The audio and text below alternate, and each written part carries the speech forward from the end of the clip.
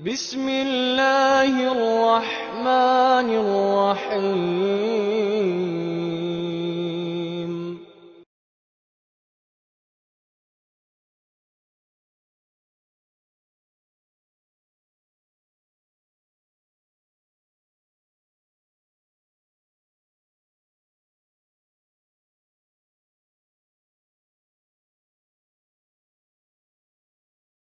السلام عليكم ورحمة الله. إن الحمد لله نحمده ونستعينه من يهده الله فلا مضل له ومن يضلل فلا هادي له وأشهد أن لا إله إلا الله وحده لا شريك له وأشهد أن محمدًا عبده ورسوله. أما بعد فأعوذ بالله من الشيطان الرجيم وسارعوا إلى مغفرة من ربكم وجنة أرضها السماوات والأرض أعدت للمتقين. عن أبي هريرة رضي الله تعالى عنه قال قال رسول الله صلى الله عليه وسلم ما من يوم يصبح فيه العباد إلا ملكان ينزلان فيقول أحدهما اللهم أعط لكل منفق خلفا ويقول الآخر اللهم أعط لكل ممسك تلفا. رواه البخاري ومسلم.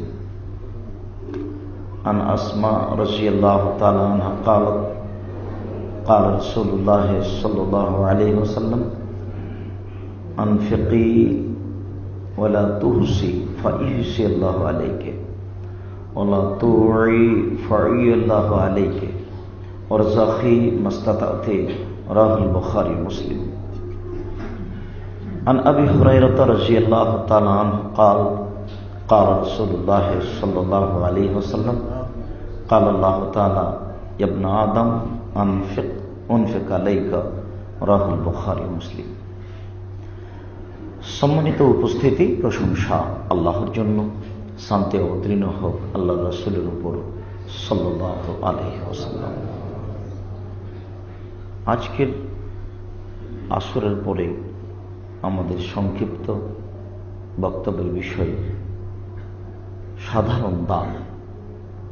দান সম্পর্কে গুরুত্বপূর্ণ সংক্ষিপ্ত তথ্যবহুল বিবরণের চেষ্টা করব ইনশাআল্লাহ আজিজ।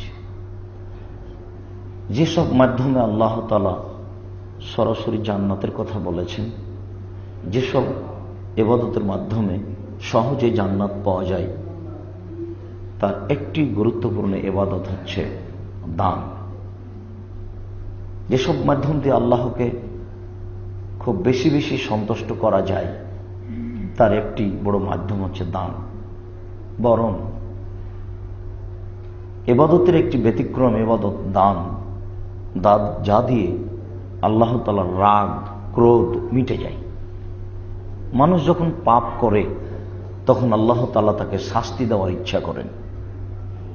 তওবা করলে ক্ষমা হবে, তা তো অবশ্যই, যেহেতু রাসূল সাল্লাল্লাহু আলাইহি ওয়াসাল্লাম বলেছেন কুল্লু বানি আদম খাত্তা খায়রুল খাত্তাইনা তাওয়াবুন।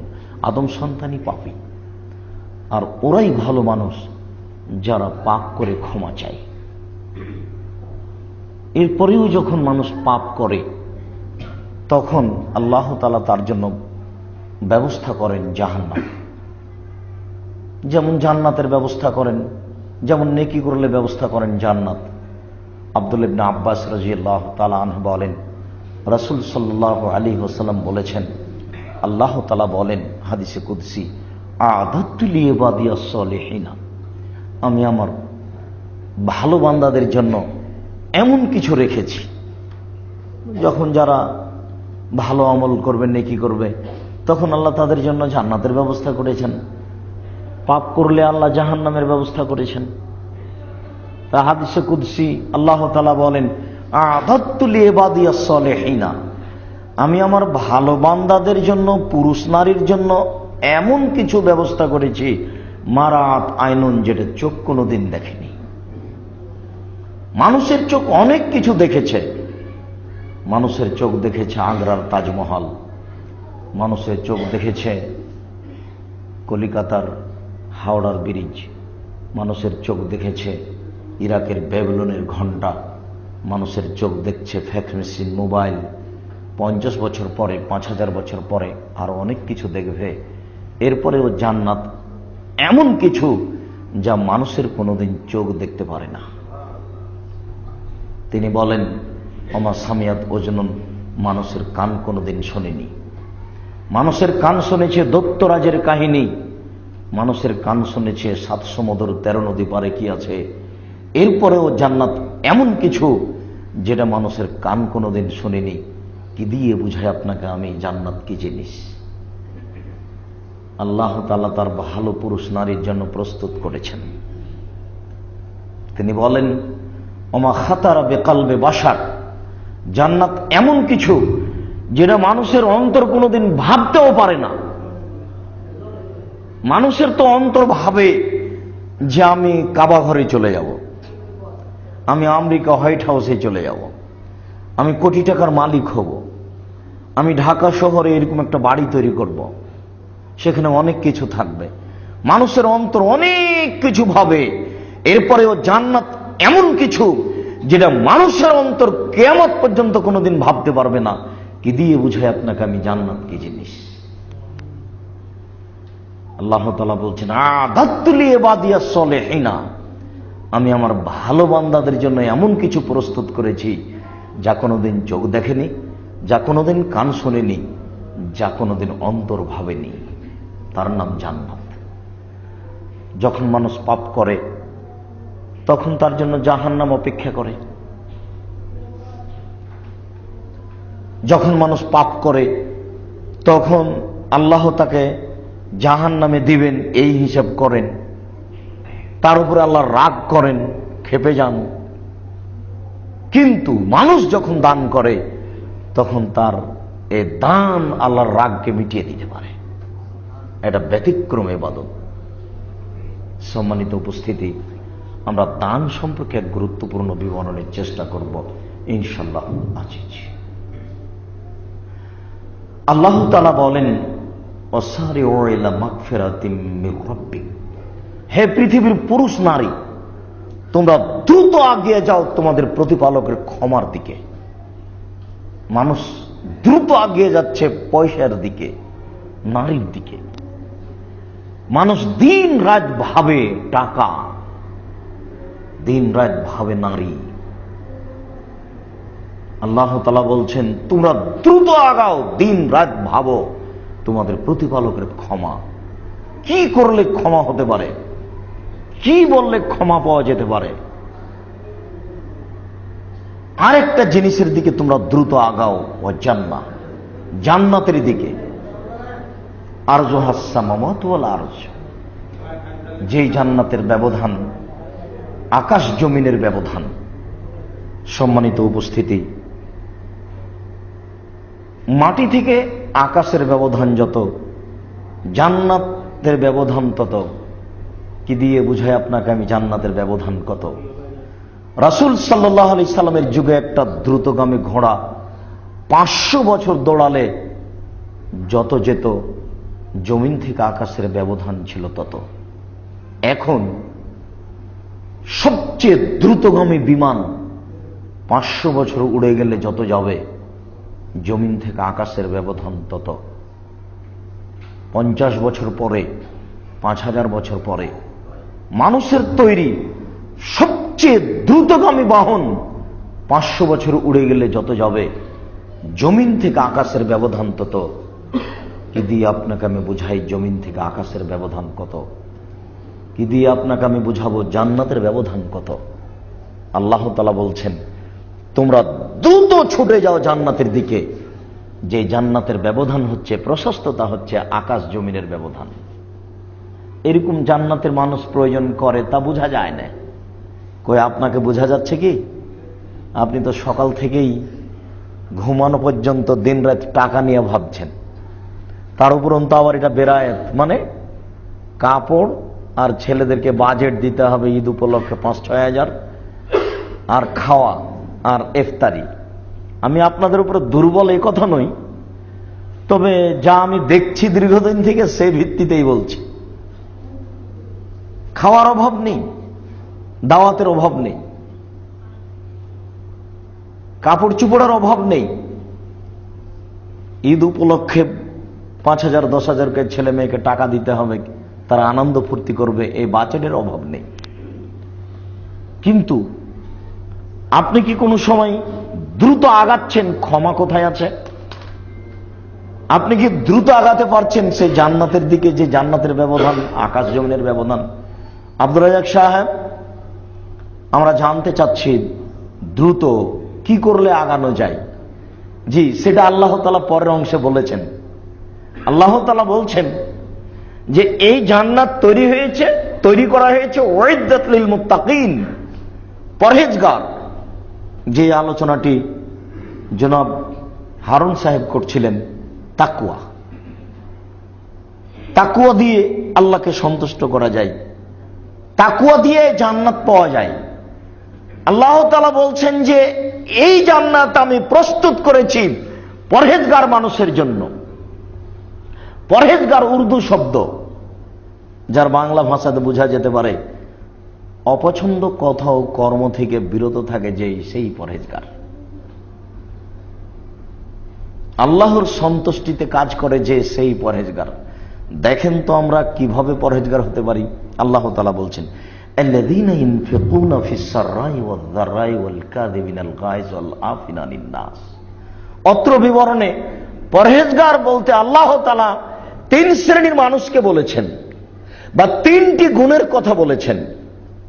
3টি গুণ যার ভিতরে আছে সেই পরহেজগার। তার 1 নম্বর গুণ হচ্ছে সচ্ছলতায় অসচ্ছলতায় দান করতে পারে যে, সেই পরহেজগার। বিত্তশালীকেও দান করতে হবে, ভ্যান চালককেও দান করতে হবে, বিবরণে বোঝা যাচ্ছে। আল্লাহ তাআলা বলছেন পরহেজগার হচ্ছে সেই যে সচ্ছলতায় অসচ্ছলতায় দান করে। আপনি তো আপনার অভাব পেশ করছেন দিন রাত, কি দান করব, সংসারই চলে না। দেখেন এখানে তো আল্লাহ উভয় অবস্থায় দান করতে বললেন। একটু পরে বলবো, ওখান থেকে একটা বাক্য আপনাকে এখানে বলে রাখছি। রাসূল সাল্লাল্লাহু আলাইহি সাল্লাম বলেছেন আলা কুল্লি মুসলিম সাদাকা, প্রত্যেক পুরুষ নারী সকলকে দান করতে হবে। তখন সাহাবীগণ বললেন ফাইলাম ইস্তাতে, যদি না পারে? তখন আল্লাহ রাসূল বলছেন ফায়ামালু ফি বাইতিন নাস ফায়াতাসাদ্দাকু ইয়ানফু নাফসাহু, তাহলে মানুষের বাড়িতে কাজ করবে, তারপরে নিজে উপকৃত হবে এবং দান করবে। দেখেন দিন মজুরকে দান করতে হবে। আল্লাহ রাসূল বলছেন যে মানুষের বাড়িতে কিষান কামলা দেয়, ভ্যান চালায়, রিক্সা চালায় দিন রাত, তাকেও দান করতে হবে, আল্লাহ রাসূল বলছেন। আর এইখানে আল্লাহ তাআলা বলছেন সচ্ছল অসচ্ছল সবাইকে দান করতে হবে। কেন? দানের একটি বড় বিনিময় হচ্ছে জান্নাত তৈরি করা হয়েছে। যেসব মাধ্যম দিয়ে জান্নাত পাওয়া যাবে, এই সিরিয়ালে তার 1 নম্বরে আল্লাহ উল্লেখ করেছেন দানকে। আর 2 উল্লেখ করেছেন আল কাযমিনাল গায়জ, রাগকে খেয়ে ফেলা, রাগকে দমন করতে পারে যে, তার জন্য এই জান্নাত। আজকে ওর স্ত্রীকে গালি দিয়েছেন কয়েকটা, তাই না? সকাল হয়ে গেছিল, সেই জন্য মনে পড়ে না, রান্নাবান্না ঠিক করতে পারেনি, কাজের মেয়ে তো গালি দিচ্ছেনি। আর রিক্সাওয়ালার সাথে একটু টাকার 19-20 হয়ে গেলে তো থাপ্পড়, বেটা 20 টাকা বাড়াচ্ছ কেন? সারাদিনে কত রাগ আপনার দেখে কে? আর টাকা পয়সা বেশি হয়ে গেলে রাগ আরো বেশি হয়, সীমালঙ্ঘন আরো বেশি হয়, বেপরোয়া আরো বেশি হয়। অল কাযমিনাল গায়জ, রাগকে দমন করতে পারে যে। আচ্ছা যাক, রিক্সাওয়ালা চেয়েছে একদম রাগ দমন করা। আচ্ছা যাক, কাজের মেয়েটা ভুল করেছে। আপনি যে নিজেকে ঠেকাতেই পারছেন না, যে লাফ দিয়ে খেপে উঠছেন। আনাস রাদিয়াল্লাহু তাআলা আনহু বলেন রাসূল সাল্লাল্লাহু আলাইহি সাল্লাম বলেছেন লাইসা শাদীদু বিশুরা, আশ-শাদীদু আল্লাযী ইয়ামলিকু নাফসাহু ইনদাল গাযাবে, কেউ কাউকে আছাড় দিয়ে ফেলে দিতে পারে সেই শক্তিশালী, একথা ঠিক নয়। একজন আরেকজনকে আছাড় দিয়ে ফেলে দিতে পারে সেই যে শক্তিশালী, একথা ঠিক নয়। বরং শক্তিশালী ওই ব্যক্তি যে ব্যক্তি তার রাগকে দমন করতে পারে। আচ্ছা যাক, করেছে, আচ্ছা আল্লাহ দয়া করো, আচ্ছা যাক, বলেছে, এইরকম বলতে পারে, এর নাম রাগকে দমন করা। আপনি তো কিছু বলেই নিলেন, ক্ষমতা দেখালেনি, তা আপনি কি রাগকে দমন করবেন? জান্নাত তৈরি করা হয়েছে ওই শ্রেণীর গুণের লোকের জন্য যারা রাগকে দমন করতে পারে। 2, ওয়াল আফিনা আনিন নাস, মানুষকে মাফ করতে পারে। যেখানে রাগ দমন আছে সেখানে মাপ রয়েছে, যেখানে রাগের উপরে মানুষ চলে সেখানে মানুষ মাফ করতে পারে না। সম্মানিত উপস্থিতি, মানুষের মাপ, যখন রাগ বহাল থাকে তখন মাপ উঠে যায়, আর যখন রাগ দমন হয়ে যায় তখন মাপ বহাল হয়। মানুষকে মাফ করা, মানুষকে মাফ করতে পারে না মানুষ। বলছে চাচা ও আমার বাপকে হত্যা করেছে, কিসের 2 কোটি টাকা, ওকে আগে মারতে হবে তারপরে কোনো কথা। টাকা মানুষ উপার্জন করে চাচা। গ্রামবাসী, এলাকাবাসী চাচাকে খেপিয়ে তুলছে, ও আমার বাপকে হত্যা করেছে, তাকে ছেড়ে দেবো মানে কি হবে? 2 কোটি টাকা জরিমানা, পেশাব করলে 2 কোটি টাকা এসে বেড়াই, চাচা ক্ষমা করে দিতে হবে মানে ওকে মারবো তারপরে কোনো কথা আছে? মারেন দেখি। মারলো, এবার কি হলো বলেন তো দেখি। কেস তো 2 দিক থেকে চলছে, চলতে যখন পঙ্গু হয়ে গেছে আর চলে না, তখন নাকি মাপ। বেকুফ, অসময়ে মাফ করে তুমি কি দেখাতে চাচ্ছ? তোমার হুঁশ বুদ্ধি আছে? আপনার ছেলেটা দাঁড়িয়েছিল, পাশের বাড়ির ছেলেটা দৌড়িয়ে যাচ্ছিল, খেয়াল করেনি, ধাক্কা লেগে উল্টে পড়ে গেছে, দাঁত ভেঙে গেছে। এবার আপনার স্ত্রীর কথা দেখে কে? আপনার স্ত্রীর কথা আপনি শুনেছেন, মনে পড়ে কি? রাস্তার লোক বুঝেন, বস্তির লোক, বস্তির লোক বুঝেন কিনা? ঝগড়াতে যে যত ভাষা বেশি খারাপ বলতে পারে সে তত জয়ী। এইটা ভাবে যে তারাকে বলা হয় বস্তির মানুষ। বুঝতে পারলেন কিনা? আপনারা তো গ্রামের মানুষ, ঝগড়া শোনেনি কোনোদিন? ঝগড়া দেখেনি মহিলাদের? তখন দেখেন না কথা বলে? তার মানে যে যত অশ্লীল কথা বলতে পারে সে নিজেকে মনে করে যে আমি তত জয়ী। তো রাগ দমাবে কি? ও যদি পায় তো আবার ওই ছেলেটার দাঁত ভাঙবে, তারপরে ঠান্ডা হবে, তখন ঠান্ডা হবে। তাহলে মাফ করবে কি? জি না। দেখেন পরেজগার হওয়া যায় কিনা। মাফ করতে শিখতে হবে। শিষ্টাচারী পরিবর্তন হয়ে আছে। ভারত, বাংলাদেশ, পাকিস্তানের মানুষের জন্মগত ভিত্তি উল্টা। সাধারণত আরবিরা এরকম করে না, এভাবে চলে না। একটা গাড়ির চাকা নষ্ট হয়ে গেছে, পাশ দিয়ে আর একটা গাড়ি গড়ে যাবে না, গাড়িটা থেমে যাবে। ঘটনা কি জানবে? যদি একটা চাকা নষ্ট হয়ে থাকে তো ঠিক করে দিবে, নইলে এই গাড়ির চাকা দিয়ে চলে যাবে। আর এদেশে যদি একটা গাড়ি নষ্ট হয়ে যায়, যখন পাশ দিয়ে গাড়ি যাবে তখন তারা বলবে ঠিক হয়েছে, উচিত হয়েছে। দেখেন বৈশিষ্ট্য, চরিত্র দেখেন, অবাক। মানে ভিত্তি উল্টা, ভিত্তি শুধু রাগ। ব্যর্থতা শুধু আমাদেরও যথেষ্ট ব্যর্থতা রয়েছে। আমরা জাতির কাছে কোরআন হাদিসের যেটা মূল তত্ত্ব যেটা পেশ করতে পারিনি। আমি নিজেও কোরআন হাদিস বলার পরে যখন আমার এই বাচ্চাটাকে বলতে বলি কথা দুই একদিন আমি দেখেছি, তা আমি যেটা বুঝি ওই হাদিস থেকে দেখি যে ছেলে যখন বলে তখন আমি দেখেছি ওহো, এটা তো আমি বুঝতে পারিনি। তার মানে আজকে যে হাদিসটা ইখলাসের জন্য পেশ করলো, এই হাদিস আমি বহুদিন পেশ করেছি, তো ইখলাসের জন্য এই হাদিস আমি পেশ করিনি। আমি পেশ করেছি এইভাবে, এই শুনুন, জাহান্নাম উদ্বোধন হবে 3 শ্রেণীর মানুষ দিয়ে। জাহান্নাম উদ্বোধন হবে, আপনারা তো বাড়ি উদ্বোধন করেন না হুজুর দিয়ে, তো জাহান্নাম উদ্বোধন হবে 3 শ্রেণীর মানুষ দিয়ে। তার 1 নম্বর হলো শহীদ দিয়ে, যে আল্লাহর পথে শহীদ হয়ে গেছে। আর 2 নম্বর হুজুর, মাওলানা, যারা দিন প্রচার করছে, যারা কারি বক্তব্য দিয়ে বেড়াচ্ছে। তিন নম্বর, যারা দান খেরাত করছে। তিন শ্রেণীর মানুষ দিয়ে কি করা হবে? জাহান্নাম উদ্বোধন করা হবে। যারা জেনা চুরি করছে তারা এখানে আসেনি, যারা লুটে পুটে খাচ্ছে, মানুষকে পিটাচ্ছে, এরা এখানে আসেনি। ওরাও জাহান্নামে যাবে, তবে উদ্বোধনে ওরা নেই। জাহান্নাম উদ্বোধনের জন্য আমি এই তিন শ্রেণীর মানুষকে পেশ করেছি। তো এইটার যে মূল তথ্য ইখলাস, এটা আমি ধরতে পারিনি। একদিন মৌলানা রেজাউল্লাহ, আপনারা চিনবেন না, খুব চোখা জাঁতরেল আলেম, শফিকের আব্বা, আপনি চিনছেন মৌলানা হারুন সাহেব? জি, খুব যোগ্য আলেম, রাজশাহী, চাঁপাইনবাবগঞ্জ, গোদাগাড়ি।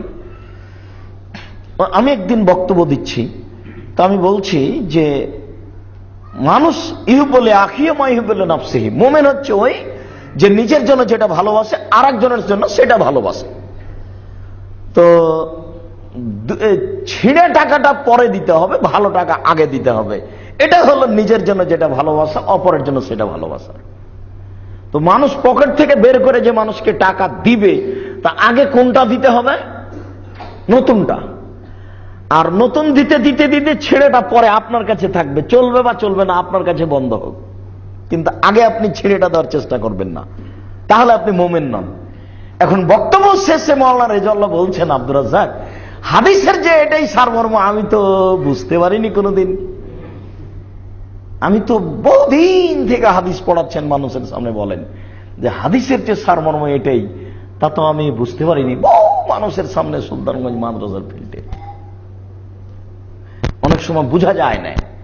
এই জন্য রাসূল সাল্লাল্লাহু আলাইহি সাল্লাম বলেছেন যে অনেক সময় যিনি দিন প্রচার করছেন, যার সামনে করছেন, উনি আওয়ামিন মিন মুবাল্লিগ, যে দিন প্রচার করছে তার চেয়ে যার সামনে দিন পেশ করছে সে বেশি জ্ঞানী হতে পারে, আপকা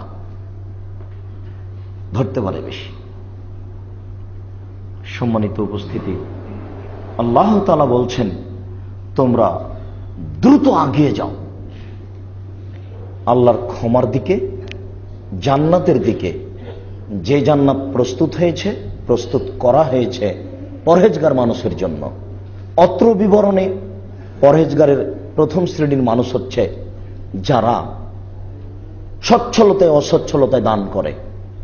2, যারা রাগকে দমন করতে পারে, রাগ বাস্তবায়ন করে না। 3, যারা মানুষকে মাফ করতে পারে। মানুষকে মাফ করতে শিখুন। পাড়া প্রতিবেশী গন্ডগোল হবেই, এটাই স্বাভাবিক। মানুষ তো মানুষ, মানুষ তো ফেরেশতা নয়। গন্ডগোল মারামারি হয় না কার বলেন তো দেখি? ফেরেশতার। ও মারামারি করতেই জানে না, তো মারামারি করবে কি করে? মারামারি করে মানুষ। এরপরে মানুষকেই ক্ষমা করতে হবে। ক্ষমা করতে শিখুন। টাকা যত বেশি হবে ক্ষমা তত কমে যাবে, পাওয়ার যত বেশি হবে ক্ষমা তত কমে যাবে। এটা স্বাভাবিক গতি। সম্মানিত উপস্থিতি, আল্লাহ তাআলা বলছেন ওয়াকিমুস সালাত ওয়া আতুজ যাকাত ওয়া আকরিজুল্লাহ কারদান হাসানা। তোমরা সালাত আদায় করো, তোমরা যাকাত প্রদান করো, তোমরা আল্লাহকে কর্জে হাসানা দাও। আল্লাহ নিজেই বলছেন যে আমাকে কর্জ দাও। আল্লাহ আপনাদের কাছে টাকা চাচ্ছেন। আল্লাহ অন্য জায়গাতে বলছেন আখরিজুল্লাহ কারজান হাসানা ফাইজাকুল্লাকুম আযআফান কাসীরা। তোমরা আল্লাহকে কর্জে হাসানা দাও। আল্লাহ আবার এটা খুব বেশি বেশি করে অনেক করে দিবেন। যিনি কর্জ চাচ্ছেন তিনি আপনাকে বেশি করে দিবেন। তিনি এটা পারেন, তার এটা ক্ষমতা আছে। আল্লাহ অন্য জায়গাতে বলেন ইয়ামহাকুল্লাহু রিবা ওয়া ইরবিস সাদাকাত। নিশ্চয় সুদ মানুষের টাকাকে কমিয়ে দেয় আর দান মানুষের টাকাকে বেশি করে দেয়। সুদ খেলে মানুষ ভিক্ষুক হবেই, আজ হোক আর কাল হোক। হয় আপনি ভিক্ষুক হবেন, নাহলে আপনার ছেলে হবে, নাহলে তার ছেলে হবে, হবেই। সুদ খেলে তাকে একদিন না একদিন ভিক্ষুক হতেই হবে। এর বাস্তবতা এইরকম, যে দেশের লোক সুদ খাবে সেই দেশের কয়েকটা লোকের হাতে টাকা চলে যাবে, বাকিগুলি নিঃস্ব হয়ে যাবে। সারা পৃথিবী জুড়ে কয়েকটা দেশে টাকা চলে যাবে, বাকি দেশগুলি ফকির হয়ে যাবে, নিঃস্ব হয়ে যাবে। এটা হলো তার বাস্তবতা, হবেই। পৃথিবীর বহু দেশ ফকির হয়ে যাবে, নিঃস্ব হবে, হবেই, হয়েছে, আরো হবে। কয়েকটা দেশে টাকা চলে গেছে, আরো যাবে। দেশের কয়েকজনের হাতে টাকা চলে যাবে, বাকিগুলি ফকির হবে, হতে হবে। এমহাকুল্লাহ রেবা, সুদ মানুষের টাকাকে কমিয়ে দেয়, কমাবেই।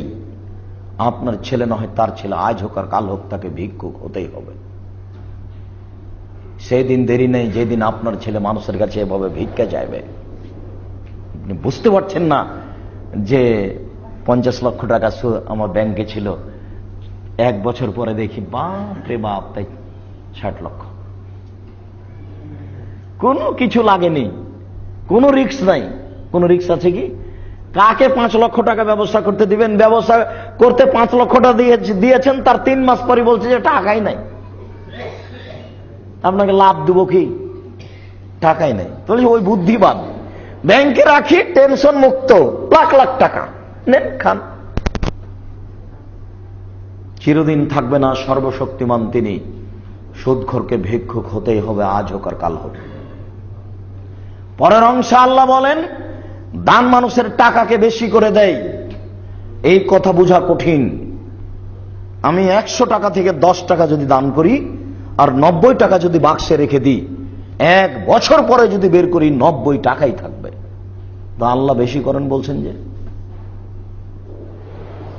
তো বুঝতে পারলাম না বেশি হয় কিভাবে। কেন বুঝতে পারছেন না? বছরের প্রথমে ছিল আপনার 10 লক্ষ, রমাজানে এসে দেখছেন 15 লক্ষ, আর ওর ছিল গত রমাজানে 10 লক্ষ। কি হতে এখন নাকি হয়ে গেছে 7 লক্ষ। ওর 3 লাখ কোথায় গেল? ব্যবসা মার খেয়েছে। এরটা বেশি হলো, লাভ হয়েছে। তো এটাই তো আল্লাহ কি বলবেন যে তুমি 90 টাকা রেখেছিলে, এ নাও 10 টাকা? এভাবে বলবেন? আল্লাহ বলেছেন যে ইবনে আদম, হে আদমের ছেলেরা, আনফেক আলাইকা, দান করো, আমি তোমাকে দিব। তার মানে এটা বরকত বাড়বে।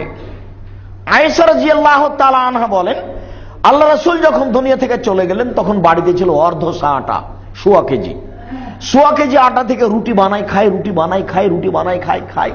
অনেক দিন খেলাম। একদিন ভাবলাম দেখি তো কতটুকু আটা আছে, শেষ হয় না।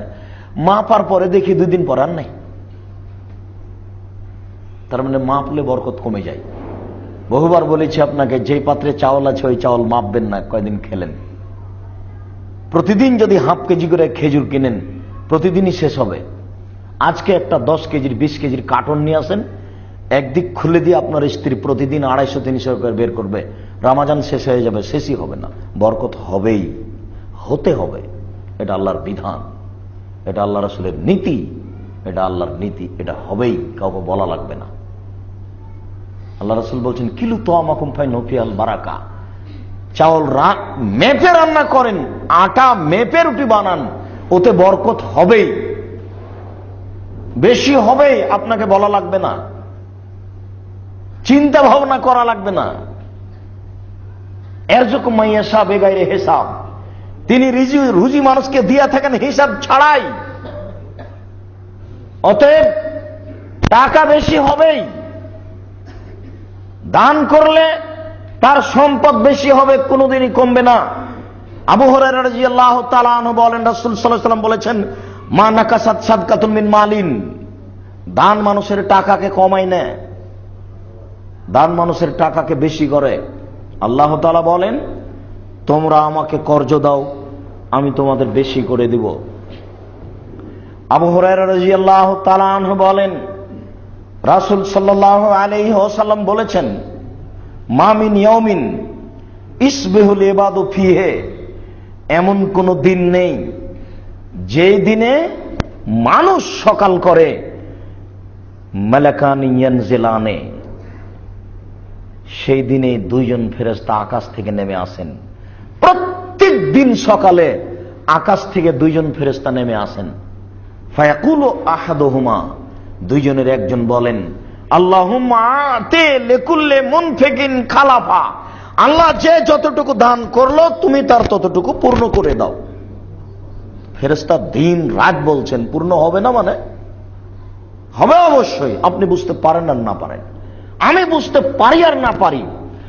আমি 500 টাকা দান করলে এর ঘাটতি পূরণ হবেই। আল্লাহ বলেছেন দানকে আল্লাহ বেশি করেন।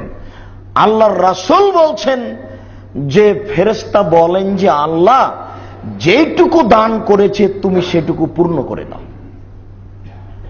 যদি চাও আবার কথাটুকু বলি, 100 টাকা থেকে 90 টাকা, 10 টাকা দান করে 90 টাকা রেখে দিলাম, 1 বছর পরে কি ওটা 100 টাকা হবে? হবে না। কিন্তু আল্লাহর রাসূল যে বলছেন যে একজন ফেরেশতা বলেন আল্লাহ যে যতটুকু দান করলো তুমি তার ততটুকু পূর্ণ করে দাও।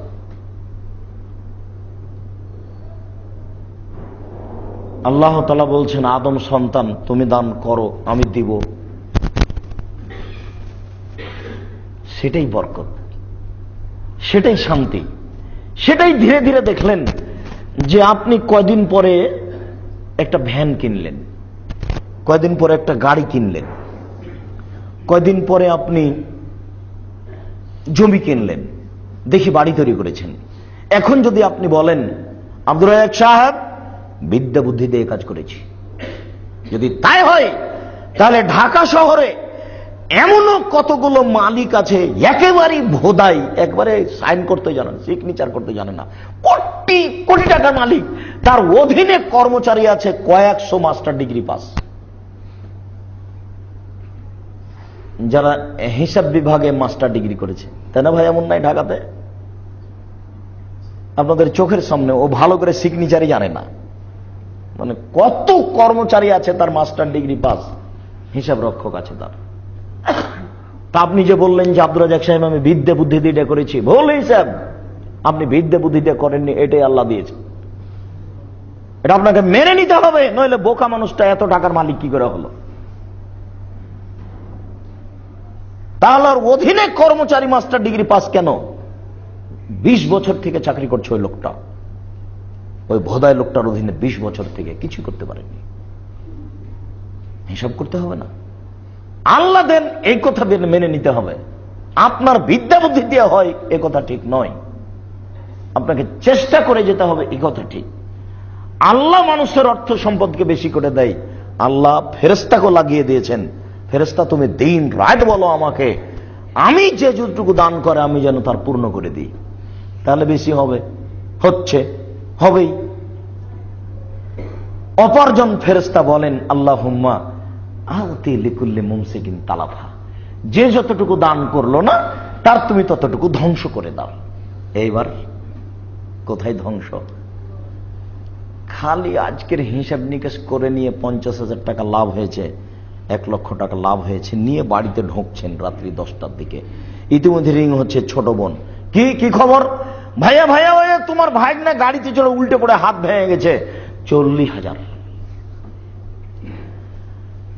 ঢাকা মেডিকেল কত টাকা? 40,000। আচ্ছা, এই মোবাইল হওয়ার পূর্বে কি আপনি বুঝতে পারছিলেন যে আমার ছোট বোনের ছেলের হাত ভেঙে যাবে, ঢাকা মেডিকেলে ভর্তি, 40,000 এখনই? এটি কি আপনি একটু আগে ভাবছিলেন? সকালে ছেলের জন্য একটা গাড়ি কিনে দিয়ে গেছেন 3,000 টাকা দিয়ে, ছেলে খেলাবে, কিভাবে উল্টে পড়ে গেছে, পড়তে হাত ভেঙে গেছে। 10টার সময়তে আপনি খবর পেলেন ছেলের হাত ভেঙে গেছে, তাড়াহুড়া করে দোকান থেকে বের হয়ে মেডিকেল। কোন মেডিকেলে গেলে ছেলে ঠিক হবে? টাকা হাজার হাজার যাচ্ছে।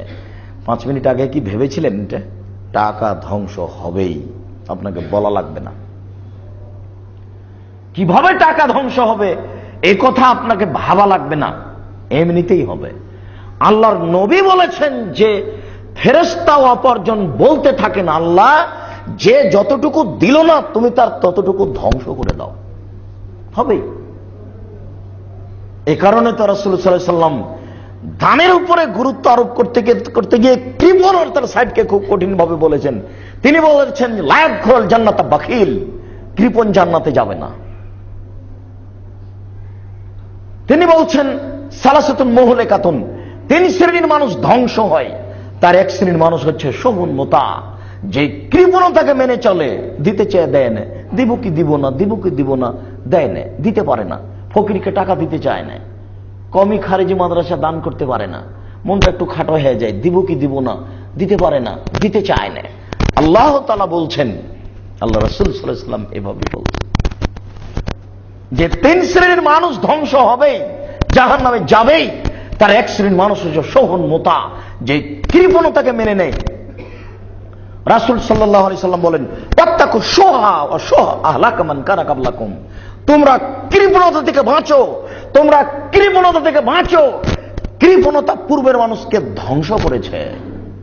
রাসূল সাল্লাল্লাহু আলাইহি সাল্লাম ফজরের সালাতে সালাম ফিরার পূর্বে, মাগরিবের সালাতে সালাম ফিরার পূর্বে যখন তখন তিনি বলতেন, আল্লাহুম্মা ইন্নী আউযু বিকা মিনাল বুখল, হে আল্লাহ তোমার কাছে আমি কৃপণতা থেকে বাঁচতে চাই, আল্লাহ তোমার কাছে আমি কৃপণতা থেকে বাঁচতে চাই, আল্লাহ তোমার কাছে আমি কৃপণতা থেকে বাঁচতে চাই। বিশ্বাস করুন, কৃপণতা বড় বিপজ্জনক বস্তু, কৃপণতা বড় বিপজ্জনক ব্যাপার, যাতে মানুষের ধ্বংস হবেই, যার ফলাফল জাহান্নাম।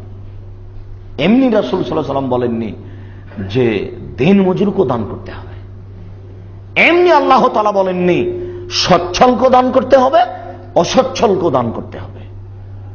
দান না করলে ও হয়ে গেল কৃপণ, ফলাফল জাহান্নাম। নিজে উপার্জন করলাম, নিজেই কৃপণ হলাম, নিজেই জাহান্নামে গেলাম।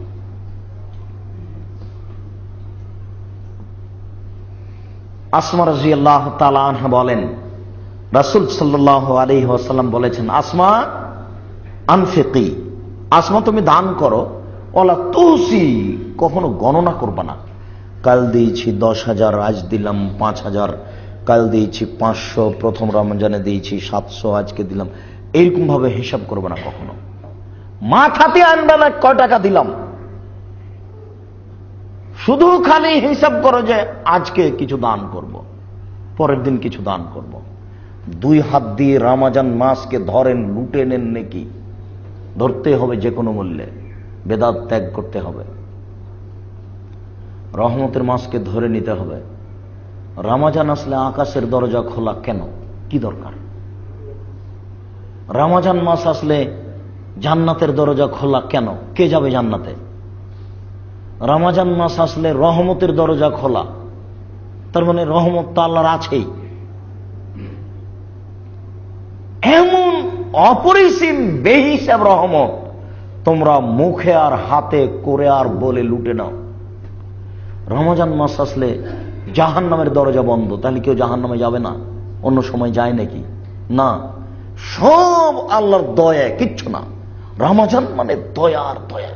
1 টাকা দান করলে 49 কোটি টাকার নেকি হয়, বা 69 গুণ বেশি নেকি হয়, সব মিথ্যা কথা, জ্বালা। 1 টাকা অন্য মাসে দান করলে যা নেকি হয়, রমজান মাসে 1 টাকা দান করলে তার চেয়ে কত লক্ষ কোটি গুণ বেশি নেকি হয়, তা মানুষ জানে না।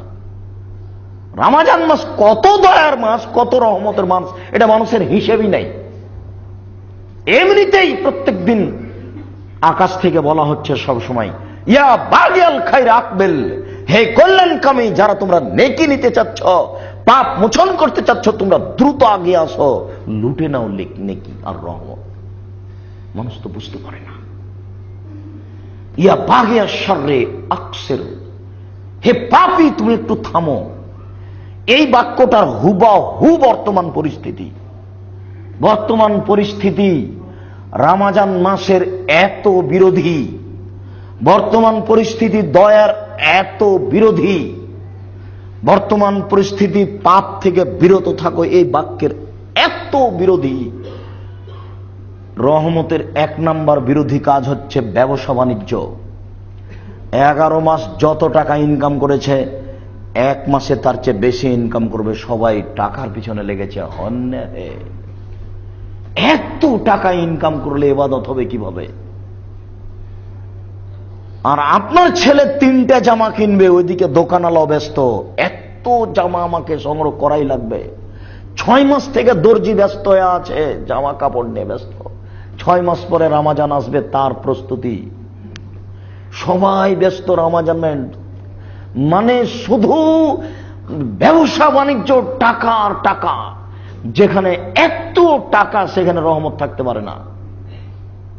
2, এত ইফতারি বেশি, ইফতারি খেতে খেতে খেতে খেতে পেট টান টান। কি দিয়ে ইবাদত করবেন আপনি? ইবাদত করতে হলে পেট খালি থাকতে হবে, টিকতেই পারি না খেতে বসে, কত প্রস্তুতি। আর যার যত বেশি প্রস্তুতি তার তত সম্মান বেশি। আব্দুল রাজাক সাহেব বলছেন, অমুকের বাড়িতে ইফতার করলাম, বাপ রে বাপ, 40 প্রকার আইটেম। সবই যদি অল্প করে খেতে হয় তাহলে পেটের অবস্থা কি হবে?